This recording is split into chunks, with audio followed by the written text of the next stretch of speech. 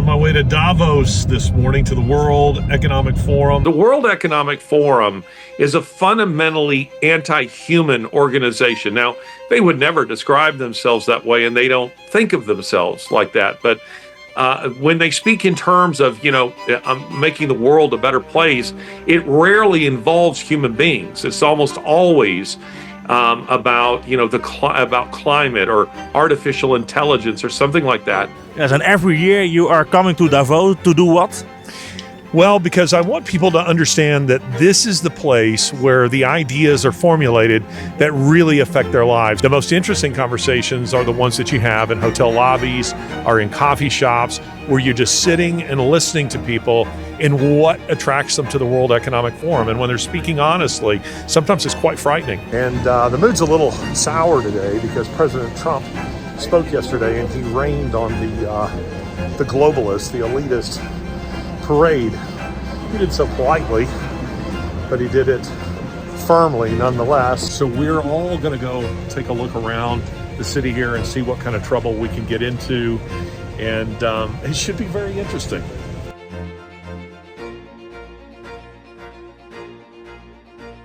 Good morning from Switzerland. Today is the opening ceremonies of the World Economic Forum, and I have a very long drive. Now, why is that? Well, because Davos, ski village, population of about 10,000 people, it's expensive in the best of times. But this time of year, during the WEF, they jack up the prices so that, even a bad hotel, a Motel 6, will cost you thousands of dollars a night, even if you could find one, and generally you cannot. So typically it's only the billionaires, heads of state, their staff, who can afford to stay there. The rest of us are, and that, by the way, that's the case with everything within, a couple of hours of Davos. So I have a very long drive this morning. What do I expect is going to happen? Don't really know. Every year it kind of changes, but typically today wouldn't be a day I would go because there's not a lot going on. But I want to scout out the land. I want to get a picture in my head of what's going on, of what security is like, of what buildings, places where things are going to be taking place this week. So say a prayer. I know back in the United States, you guys are, hopefully you're fast asleep, but things are about to get kind of interesting over here. So stay tuned. On my way to Davos this morning to the World Economic Forum, Toonshai here, my driver. He's been my driver for a couple of years now, does a great job. And we're getting pretty close. It's a beautiful sunny day, very cold, of course, January here high in the Swiss Alps. But today is the opening ceremony of the World Economic Forum. That takes place this afternoon. There won't be a ton of activity here today, but as I said in an earlier post, I'm really wanting to come and sort of scope everything out because tomorrow President Trump speaks and this place will be a madhouse. Bear in mind that Davos is small. Davos is a village, a ski village, one of the many that you'd find throughout the Alps, throughout the Pyrenees, they're resort towns. Not a lot of parking, not a lot of infrastructure for events of this kind. And I think that's probably part of the reason why they hold it here, because it makes it difficult for people like me to get here. But for, CEOs of the major corporations who are here, for politicians, for billionaires, they're flying in on their private jets. And then I'm not kidding, they don't take cars from the airport into Davos. They take helicopters and then they transfer to their luxury automobiles. Though I can't complain about that. Toonshai, this is a beast right here that we're riding in today. This is a beautiful vehicle. What is this? This is the BMW E7. BMW E7. Look that thing up. This car is absolutely incredible. So we are well equipped for the mission today. I'll be reporting in again a little bit later. On my way to the global gathering of pretentious pricks known as the World Economic Forum. Working our way up into the mountains to Davos. But man, look at the view over there. We're now approaching the entrance to Davos. And so this is a security checkpoint here. This is where members of the police and the military, Swiss military, will be here to make sure that all vehicles are approved to enter. Now, this particular vehicle is approved along with these vans that you see in front of us. But if I just rented a car and drove up here, I would not be permitted to enter the village.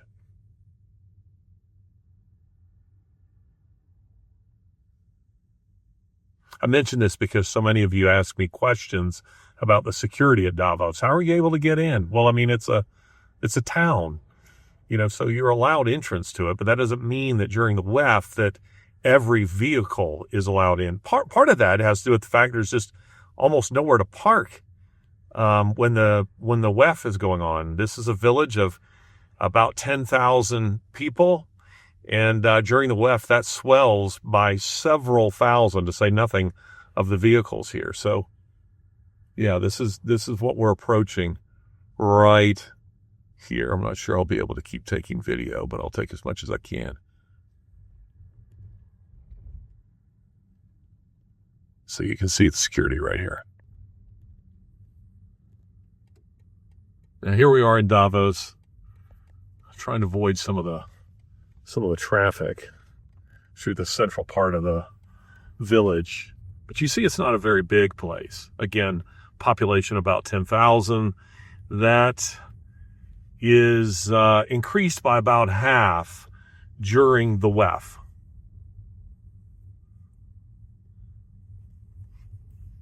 Whole economy of this town is supported by the activities of the World Economic Forum and primarily skiing. People come here to ski, and during the World Economic Forum, you'll see a lot of skiers. They're not here for the World Economic Forum. They just see it as an inconvenience to them because they just want to ski, understandably.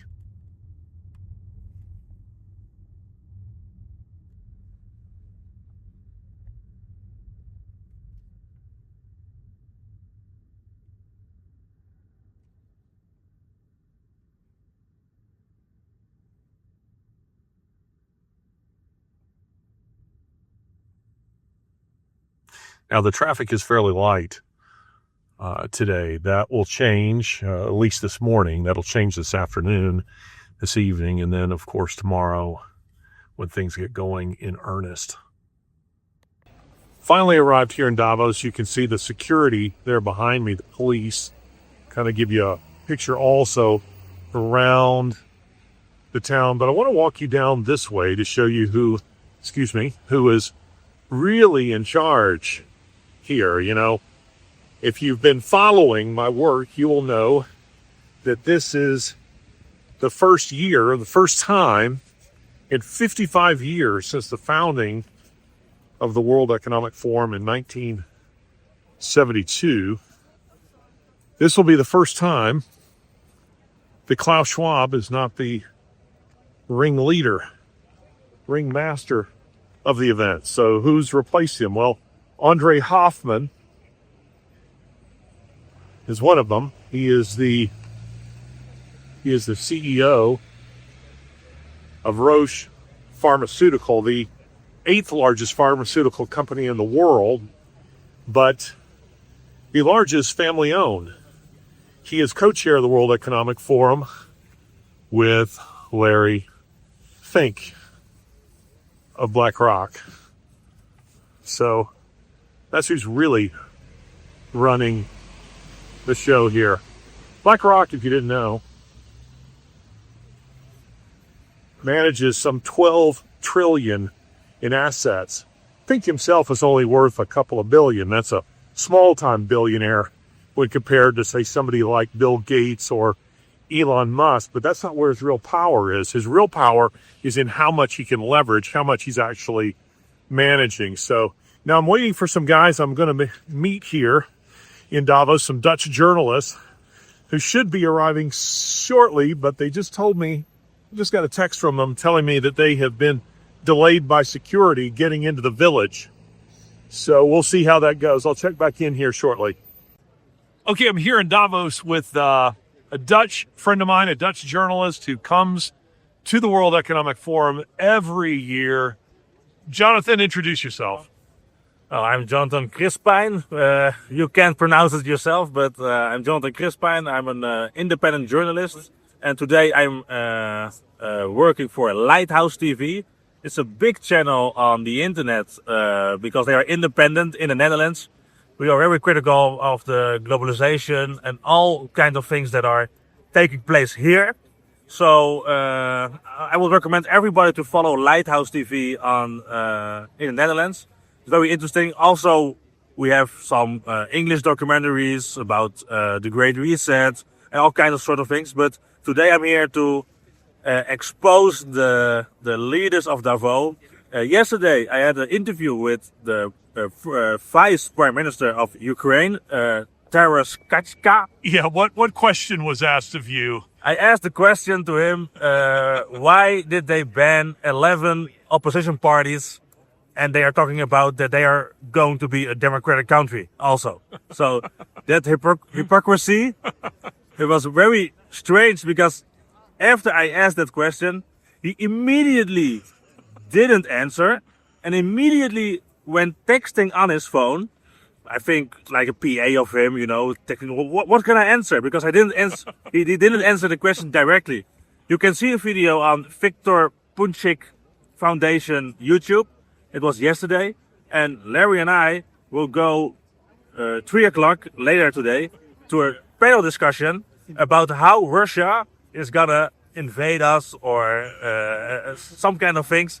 And it's very interesting because later today there's a panel discussion, and also there I think the Vice Prime Minister again is attended. So you also ambushed another person, didn't you? Somebody from the IMF, I think. Yeah, the director of IMF. I spoke also to her. Althans, I tried to speak to her, but she ran away, literally. After the panel, I walked up to her and I was asking her if we as a citizen should have free choice on how we spend our money and how that is compatible with the idea of a digital euro that is programmable. That's right. So, they want to create digital currency. Yes. Control where you spend it, track where you spend it. And she ran away as a chicken. And I find it very funny to see people that are in so high position, with so many salary, with so many connections, with so high status, but they are running away for some brown kid on the block that is asking very basic and obvious questions. Very basic question, So it's very interesting that they are profiling themselves as someone with high status, but when you ask the question, they are very low status and ran away like a little rat. Yeah, kind of like my encounter with former British Prime Minister Theresa May. Yes. Very similar. Also a discussion about Ukraine. Yes. Well, Jonathan, you do good work. I'm so glad you're here. Glad to meet you also again. Enjoy the time we spend together. Let's go create some trouble here. Yes, thank you. All right. Er zijn mensen die er veel meer van af weten. Dus zometeen spreken we een Amerikaans publicist, Larry Alex Taunton. Yes, Larry Alex Taunton. I'm a writer, columnist, and I comment on all these kinds of things here from a conservative perspective. Yes, and every year you are coming to Davos to do what? Well, because I want people to understand that this is the place where the ideas are formulated that really affect their lives. Yes, but are they promoting it right here in the houses that they are in right now? Yes, they are promoting it. And that's why some of the most interesting conversations you'll have here are it's not going to be attending, the big plenary sessions where they're very careful in the language they use. 70% of the World Economic Forum is online anyway, so you sit at home. The most interesting conversations are the ones that you have in hotel lobbies or in coffee shops where you're just sitting and listening to people in what attracts them to the World Economic Forum. And when they're speaking honestly, sometimes it's quite frightening. In uncertain times, wise investors look for stability. Markets are overinflated, inflation remains a concern, and global tensions continue to rise. That's why many are turning to the safety of physical gold and silver. Alpha Omega Gold is a Christian-owned precious metals company known for honesty, transparency, and biblical stewardship principles. Their team help clients protect their investment with integrity and clear guidance, never pressure. Right now, Alpha Omega Gold is offering a free precious metals navigation guide to explain why owning gold and silver can be a smart, strategic hedge for retirement accounts and long-term security. Don't wait until economic shifts impact your future. So today, go and visit www.ao.gold/IHC or call 855-4AO-GOLD. That's 855-426-4653. Call today to learn how simple it can be to secure what matters most. So here we are. We are just arriving in Davos. Going to go take a look around here. By the way, this is Data Mom right over here, Data Mom. So we're all going to go take a look around the city here and see what kind of trouble we can get into. And it should be very interesting.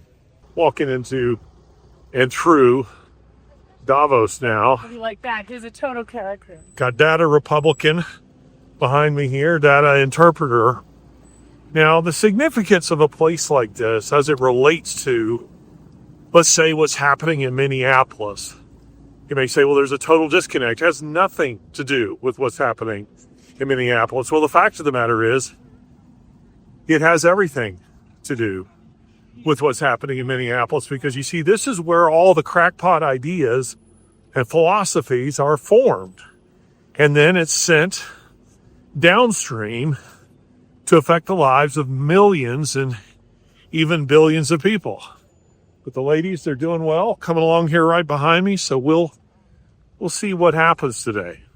Okay, I want to demonstrate how the World Economic Forum works, or at least partially the way that it works. And I have two lovely assistants here. I have Jenica Pounds. She is known as Data Republican. And I have over here Data Interpreter. So these two women serve as my assistants for this particular demonstration, joining me here in Davos. So what we have up here, think of this like a company. What we have up here is the design team. We're in manufacturing, and we're manufacturing a product. Now, the people up here, they come perfect. The people up here, they come up with their theories, their ideas of what they think the public needs, what they think they should have. And so they brainstorm with all these things, and they create this product. And then they send it down, all the way down to the consumer. And the consumer discovers that the product doesn't work. The product is absolutely unworkable. The product isn't appropriate for their particular needs. Not only that, it's just not what they want. Now, the World Economic Forum functions something like this. You see, the World Economic Forum, it's a group of people who are utterly divorced from the reality of the real world. They come up with all their theories, all of their ideas, and they create ideas like, let's say, open borders. Exactly. They create something like open borders, and they say open borders is a great idea. Let's get rid of national boundaries. Let's eliminate national sovereignty, and let's send it down here to these people. Let them live with open borders. These people don't live with that. Flying around in their private jets, their helicopters, living in communities with armed security, so they don't worry about it, and they don't care. Meanwhile, Rotherhams are happening down here. Minneapolises are happening down here. Charlie Hebdo's are happening down here, because these people came up with their brilliant ideas that turned out to be not so brilliant at all. That is how the World Economic Forum is working, and it's because you have a group of elitists, not elites, elitists who are coming up with ideas to make themselves feel better about themselves and sending them down here to these people with whom they have no interaction whatsoever. There are no poor people who are at the WEF. None of the people who are speaking at the WEF represent the average human being. And the result is you have chaos down here. But for these people, they just simply say, well, to create an omelet, You got to crack a few eggs. Okay, so we just left the World Economic Forum. We're driving through the middle of Davos. And we have right here with me, this is Data Republican, Jenica Pounds. And we have over here TC, Data Interpreter. We have Data Mom sitting right across from us. So we've got just a host of celebrities in this van as we're driving through the middle of globalist Mecca. Or as I call it, the World Economic Forum is the HOA from hell. I mean, that's what it is, the HOA from hell. But we got to hurry and get back to our hotel because I've got a couple of interviews that I have to do. So, Data, what is your impression? This is your first time to be at the World Economic Forum. I've given you a little bit of an introduction to it. What do you think about it? So what surprised me is that it's very little about DEI, about equality, very little about eating bug stuff, right? But everything here, it seems like this year is about AI. And that, in a way, makes me feel more concerned than before because I don't understand what they're doing with AI. They don't understand what they're doing with AI. It's like they're completely ignoring and forgot all the other stuff, all their other priorities for AI. And it feels so vague. It's just a really weird setup. One of the things that we have noticed, I was pointing out to them as we went along, is all of the slogans, these very noble slogans, like the Bolsheviks were known for peace, bread, land. Did you guys see any slogans here? They're so hard to remember because they're all so vague. They don't mean anything. That's the interesting part. Exactly.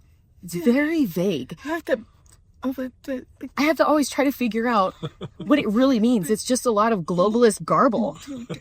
And it took us years to understand DEI. What it's really for and why do we even have it. And now maybe we can figure it out faster this time. My favorite slogan that we came across today was changing what is possible, which would suggest that they're making it impossible. So they're really sort of proud of their slogans, but they're all over the place. And the slogans, like the slogan of the World Economic Forum itself, improving the state of the world, or things like making the world a better place. They're all these. Yeah, here's another one right here. Data Mom just gave us. It is where transformative sciences meet the global agenda. I mean, what the hell does that mean?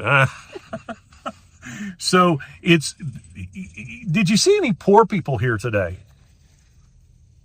Oh, no.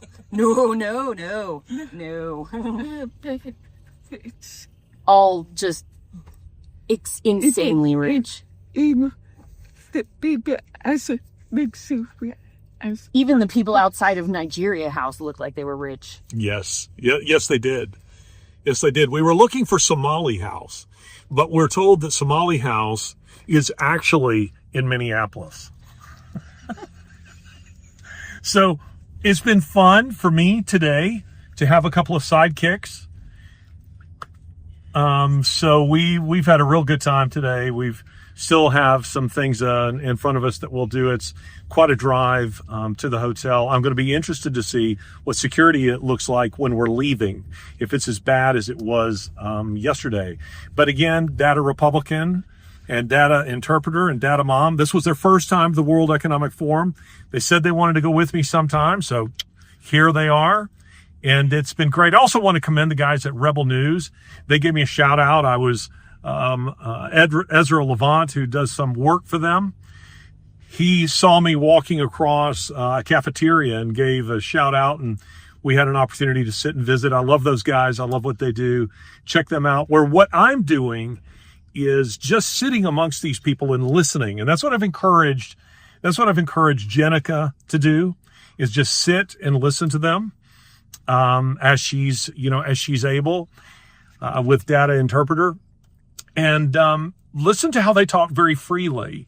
That's very different from what Rebel News does. Rebel News does a little bit of ambush journalism, which I also love too. And so you can look up up their work and see what they're doing. So we'll be checking in again, but this is WEF Day 2 2026. Say goodbye, ladies. Is it surprising the Trump administration didn't like my commentary and wanted to make sure that I was not allowed to speak? No, it's consistent with this administration and their authoritarian tendencies. Forgive me. These are objective facts. So Gavin Newsom doesn't like censorship suddenly. Larry, I know this was a topic that you were also hot on when I sent over this clip. What do you make of Newsom's comments there? Newsom's a liar. The irony is of course he's guilty of everything that he was just saying there. The what did he say? Totalitarian tendencies of the Trump administration. Who was it who told people they couldn't be on the beach during the COVID pandemic? Who was it who was shutting down churches? Who was it who wouldn't let kids go out and skateboard? Who was the person who was responsible, for all of those kinds of things? Who is it also, engaging in ballot harvesting and, on and on? I mean, Gavin Newsom is a liar, but he's a habitual liar, and he's very comfortable lying. That you sense that the man has no conscience whatsoever. Trump, as we mentioned at the top of the program, is in Davos, Switzerland for the World Economic Forum, where earlier this afternoon he announced that the framework for a future deal on Greenland has been formed. Now, in a post on Truth Social, the president wrote, quote, "This solution, if consummated, will be a great one for the United States of America and all NATO nations." End quote. Joining me now to discuss this is author and columnist Larry Taunton, who is in Davos right now. He is the host of the Ideas Have Consequences podcast. Larry, welcome back to Washington Watch. Good to see you. Happy New Year. It's good to see you, Tony. I like the beard. Oh, well, thank you. It's keeping me warm. It's probably a little cold where you are, huh? Yes, it is. At least for my southern blood. It's probably about 30 out right now. Yeah, for me, that's cold. All right, let's start with the big announcement. This comes, the president said earlier today that he won't use force to acquire Greenland. What was the response to that?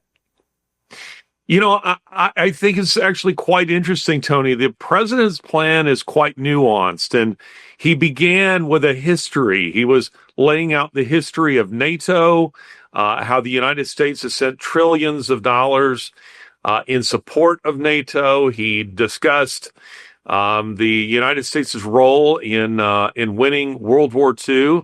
He laid out how Denmark fell to the Nazis in 6 hours in World War II, and it was necessary for the United States to occupy Greenland during the war to prevent the Germans from occupying it. And then he started talking about NATO and that the United States cannot be, it can't just be assumed that the United States will always be there, and that we want something in return, and that's NATO. And that's Greenland. Was there like a sense of relief when he said we're not going to use force to get it?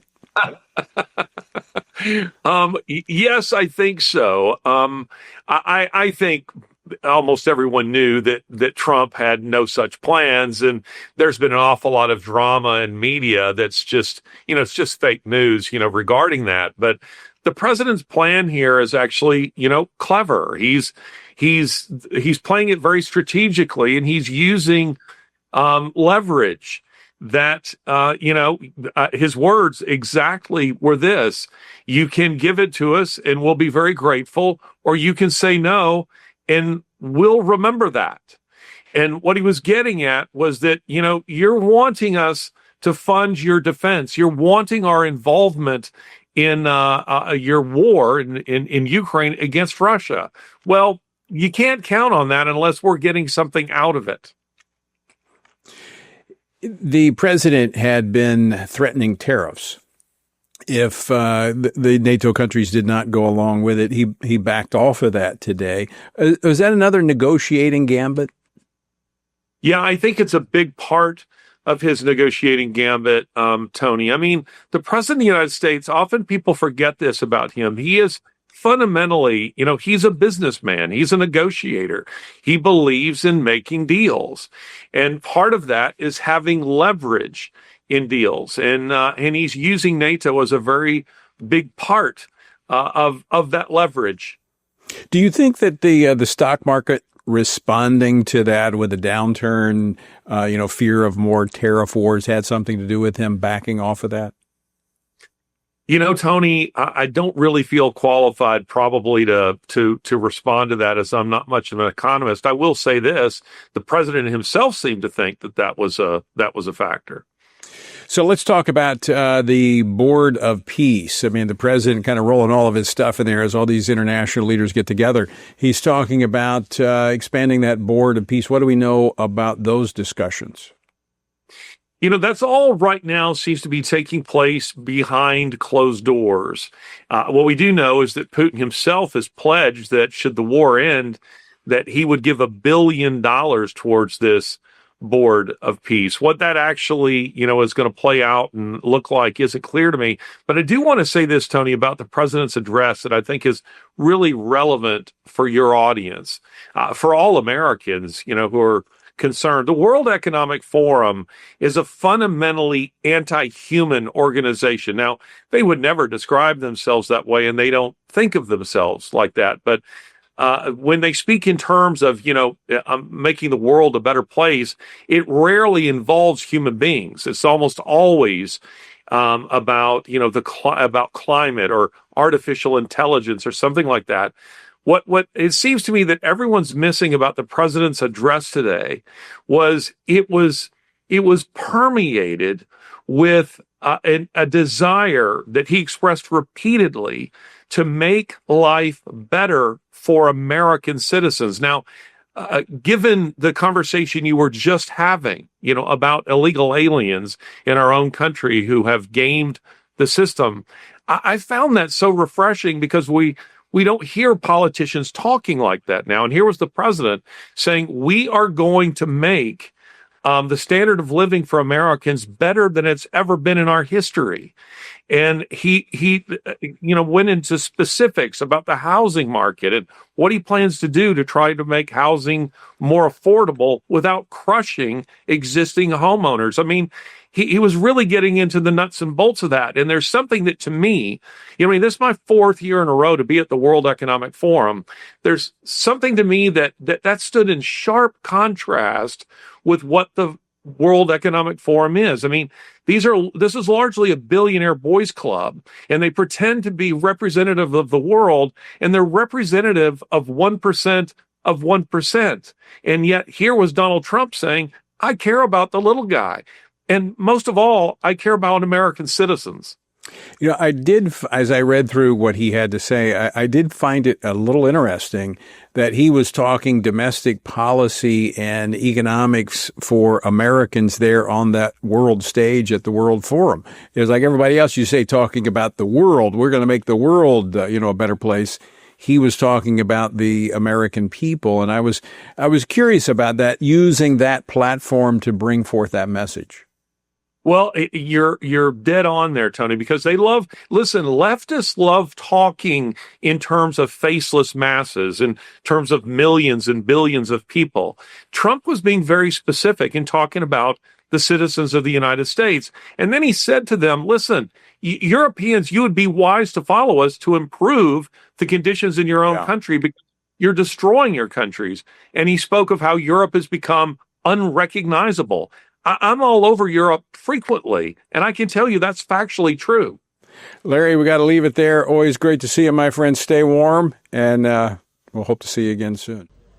All right, I'm in Davos on what is really the last day of the World Economic Forum, and I will tell you that the mood here is a bit sour, and that is because Donald Trump spoke yesterday, and, I think he was actually, pretty friendly, humorous, gracious, but he spoke bluntly about his agenda. This afternoon, I want to discuss how we have achieved this economic miracle, how we intend to raise living standards for our citizens to levels never seen before, and perhaps how you too and the places where you come from can do much better by following what we're doing, because Certain places in Europe are not even recognizable, frankly, anymore. They're not recognizable. And we can argue about it, but there's no argument. Friends come back from different places. I don't want to insult anybody and say I don't recognize it. And that's not in a positive way. That's in a very negative way. And I love Europe, and I want to see Europe go good, but it's not heading in the right direction. In recent decades, it became conventional wisdom in Washington and European capitals that the only way to grow a modern Western economy was through ever-increasing government spending, unchecked mass migration, and endless foreign imports. The consensus was that so-called dirty jobs and heavy industry should be sent elsewhere, that affordable energy should be replaced by the Green New Scam, and that countries could be propped up by importing new and entirely different populations from faraway lands. And the thing that I think is so important that people recognize about his speech is his speech wasn't about Greenland. It wasn't about NATO. His speech was about his concern for the American people. That's the connecting thread, so that everything that he talked about, whether it was economics, whether it was Greenland, whether it was NATO, whether it was Ukraine, whether it was windmills, all of it had to do with making the lives of Americans better. That was his focus. And you see, that stands in sharp contrast to what the World Economic Forum is, because the World Economic Forum is fundamentally anti-human. I mean, it is. Its founding documents are anti-human. Its agenda is anti-human. Their mission statement, when they talk about improving the state of the world, they're not talking about improving the quality of your life. They're talking in inanimate terms. They're talking about the environment. They're talking about depopulation. These are all the things that they have in mind.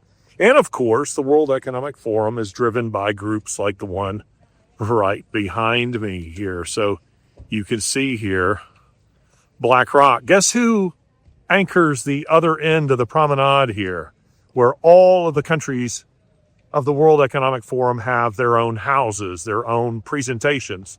Meta. Meta is down at the other end. So, these are elitists. There are no poor people visible here in Davos. They don't want them here. And they don't even have the poor or the common man represented at the World Economic Forum. And that's why I think it's kind of ironic that they found representation in a billionaire, Donald Trump. But now the data chicks, as I call them, data Republican and data interpreter, they are, per my recommendation, they're out and about meeting people. I've really encouraged them to get out and meet people. Now, if all you're here for are presentations, you watch that online. 70% of the presentations are online. The point of coming here is meeting the kind of people who come. What are the things that interest them? What drives them? And that makes for some very interesting conversation, because if you're just sitting in one of the cafeterias here, and there are several, people will sit at your table, and it's because they don't really have any option. There's just very limited seating, and there are far too many people than Davos itself can accommodate. So the conversation has become quite interesting. Now, what sort of person attends the World Economic Forum? Well, there are various categories. You have the elitists, the billionaires, all up at the top, who have an agenda of their own. Then you have the government types and their staffs, who also have an agenda of their own. Then you have people who are here who are, they're just here to sell things. They're here to sell them to governments, to companies. As I mentioned in a previous video, BlackRock anchors one end of this. It's called the promenade here. BlackRock anchors one end and Meta at the other. And in between, countries have their own houses, as they're called, representations, so that you have, for instance, right here, you'll see back over here, Ukraine House, and then you have Brazil House down here, and then over here is Indonesia House, and so on. And then you have the WEFers, the idealists, who are all down at the bottom. And you might think that the sort of people who come to this, that they're all, minions of Dr. Evil. But generally speaking, these are people who are completely out of touch with the real world and who really believe that what they're doing is, to quote the WEF slogan, improving the state of the world. I would argue they're doing nothing of the kind. In fact, they're creating problems, and that's because it's all theory up here, and it's sent downstream to tens of thousands, to millions and even billions of people, wrecking, in many instances, their lives. I mean, that's what mass migration has done. And that's the kind of thing that's being promoted here. Mass migration is being pushed in a very big way. And if you think that these people are being affected by it, they're not. They aren't. So I have just a few minutes left here at the WEF before I leave it for this year, and I'm going to see if I can go meet a few more WEFers. Well, I just bumped into the South African delegation, and they gave me this scarf, so now I really do fit in. I look like... Do I look South African? Do I look like a globalist scumbag? But see, now I'm starting to meet people. Also met the Indian delegation just a moment ago. I'm trying to meet people who will give me an interview about what attracts them to the World Economic Forum. But you know what? They're camera shy this morning.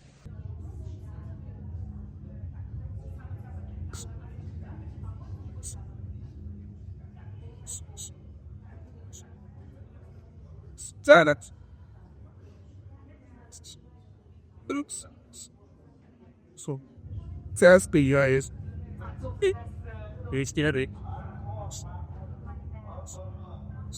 Yeah.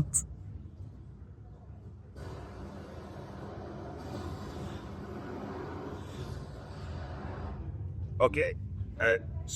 That.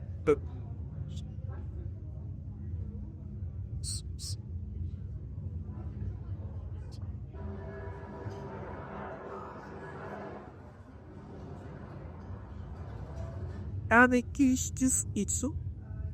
Pushes say. Boy. That's good easier.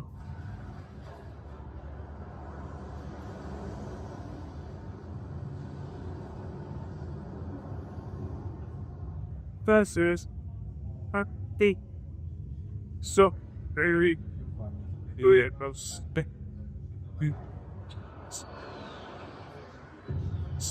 get bestie she is baby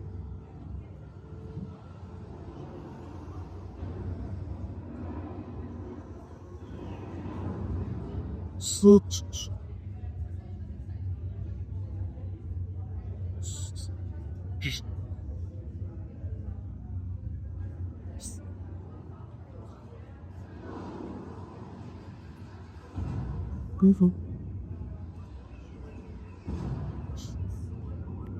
The World Economic Forum ended just a few hours ago, and we may be thankful for that, because anytime globalist scumbags get together, particularly ones who are billionaires and heads of state, is not usually good for the rest of us. Now, the data chicks, they're on their way back to the United States, safe and sound, and I'm on to the next thing. Now, this is really just the beginning for me. There's an awful lot that lies ahead, and the themes will change as I change countries and continents, but all of it will relate back to here, to Switzerland, to places like this, Davos, the World Economic Forum, where bad policies and bad ideas are formulated and then sent downstream to affect the lives of millions and billions of people. Now, some of what lies ahead of me is beautiful, wonderful, exciting. Some of it is going to be rather dangerous, so I would appreciate your prayers. I'll also be joined by some very interesting people, so stay tuned for that. For now, just keep watching this space, because I'll be continuing these updates for a long time.